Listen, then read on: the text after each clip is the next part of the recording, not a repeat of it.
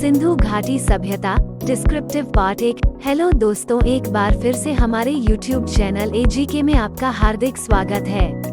हमारे descriptive part का यह पहला वीडियो है, तो चलिए वीडियो शुरू करते हैं। सिंधु घाटी सभ्यता, जिसे हड़प्पा सभ्यता के नाम से भी जाना जाता है तथा अब तक की ज्ञात सभ्यताओं में सबसे प्राचीन सभ्यता माना जाता है, एक ऐसी सभ्यता जिसकी खोज 1921 में हुई। आज हम इस सभ्यता से जुड़े महत्वपूर्ण तथ्य के बारे में जानेंगे जो आपके आने वाले एग्जाम में अति महत्वपूर्ण साबित हो सकते हैं। तो चलिए जानते हैं। हड़प्पा सभ्यता के प्रथम अवशेष हड़प्पा नामक स्थान से प्राप्त हुए थे।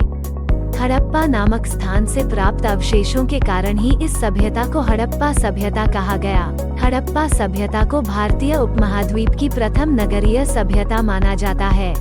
हड़प्पा सभ्यता की तिथि ज्ञात करने के लिए कार्बन डेटिंग पद्धति का सहारा लिया गया। हड़प्पा सभ्यता को सिंधु घाटी सभ्यता का नाम इसके प्रमुख नगर मोहनजोदड़ो की खुदाई के कारण मिला, क्योंकि मोहनजोदड़ो की खुदाई सिंधु नदी के किनारे हुई थी। इसी सिंधु नदी के कारण इसे सिंधु घाटी सभ्यता कहा जाने लगा। सिंधु घाटी सभ्यता के कुछ प्रमुख नगरों की खोज नदियों के किनारे हुई, जिनके नाम और नदी इस प्रकार है। प्रमुख नगर नदियाँ: हड़प्पा रावी नदी, मोहनजोदड़ो सिंधु नदी, लोथल बोगवा नदी, कालीबंगा घग्गर नदी, रोपड़ सतलुज नदी, आलमगीरपुर हिंडन नदी, कुणाल सरस्वती नदी, बनवाली सरस्वती नदी, चन्हुदड़ो सिंधु नदी। सिंधु घाटी सभ्यता का विस्तार उत्तर में जम्मू से लेकर दक्षिण में नर्मदा के किनारे तक और पश्चिम में बलूचिस्तान के मकरान समुद्र तट से लेकर उत्तर पूर्व में मेरठ तक था। सिंधु सभ्यता का क्षेत्रफल 12,99,600 वर्ग किलोमीटर तथा आकार त्रिभुजाकार था। सिंधु सभ्यता मिस्र सभ्यता से भी बड़ी सभ्यता थी। सिंधु घाटी सभ्यता को कांस्य युगीन सभ्यता कहा जाता है। सिंधु घाटी सभ्यता की नगर विन्यास पद्धति ग्रिड सिस्टम पर आधारित थी। सिंधु सभ्यता के नगर तथा उनके खोजकर्ता इस प्रकार हैं। नगर खोजकर्ता: हड़प्पा दयाराम साहनी, मोहनजोदड़ो राम लद्दाख बैनर्जी, लोथल रंगनाथ राव, कालीबंगा ब्रजवासी लाल एवं अमलानंद घोष, बनवाली रविंद्र सिंह बिष्ट, रोपड़ यक्षदत्त शर्मा, चन्हुदड़ो गोपाल मजूमदार।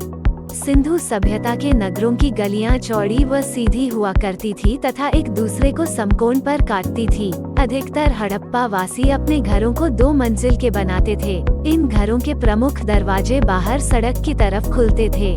भारत में वास्तुकला का आरंभ सिंधु वासियों ने ही किया था। सिंधु सभ्यता की सबसे बड़ी इमारत का नाम अन्नागार है, जो मोहनजोदड़ो की खुदाई से मिली। मोहनजोदड़ो की खुदाई से एक विशाल स्नानघर भी मिला है। सिंधु सभ्यता वासियों के घरों के फर्श आमतौर पर कच्चे होते थे। सिर्फ कालीबंगा से कुछ पक्के फर्श के साक्ष्य मिले हैं। विश्व में सर्वप्रथम कपास की खेती करने का श्रेय सिंधु वासियों को ही जाता है। सिंधु सभ्यता वासी चावल और बाजरा की खेती करना भी जानते थे। चावल और बाजरा के साक्ष्य लोथल से मिले हैं। लोथल एक ऐसा स्थान था जो सिंधु सभ्यता वासियों का प्रमुख बंदरगाह था। बनावली से मिले हल के प्रमाण के आधार पर कहा जा सकता है कि यह लोग हल चलाना भी जानते थे। कालीबंगा की खुदाई में जूते हुए खेत के प्रमाण भी मिले हैं। सिंधु वासी हाथी और घोड़े से परिचित थे, परंतु उन्हें पालतू नहीं बना सके। सुरकोटदा की खुदाई से घोड़े के होने के प्रमाण मिले हैं। चन्हुदड़ो की खुदाई में एक ईंट पर बिल्ली का पीछा करते हुए कुत्ते के पंजों के निशान भी मिले हैं।